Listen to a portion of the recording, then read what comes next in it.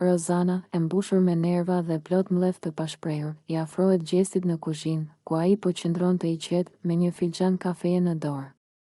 Ajo e sheh drejtë në sy, pa e fshehur për buzjen, mjaft më, Gjesti. Të kam duruar shumë.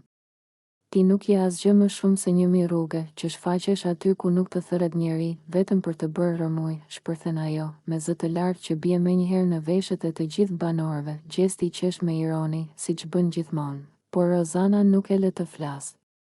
Ajo ecën drejt tij, duke i treguar me gisht dhe duke vazhduar. Ti mendon se je lojtar i madh.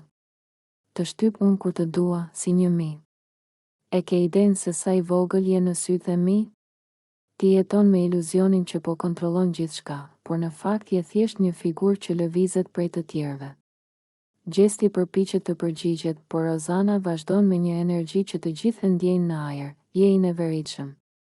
Shkakton kaos, futesh në mes të gjithëve dhe silles sikur je më i mençur i këtu, kur në të vërtetë je vetëm një njeri që s'di çfarë do dhe e ke frikë të vërtetën, prandaj gjithmonë fshihesh pas sarkazmës dhe lojës tënde të dobët.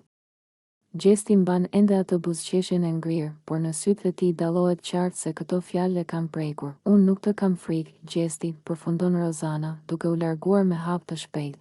Ndërsa banorët e tjerë mbeten të shtangur nga shpërthimi i saj, tensioni në shtëpi rritet dhe të gjithë e dinë që ky debat nuk është fundi, por vetëm fillimi i një përplasjeje të madhe.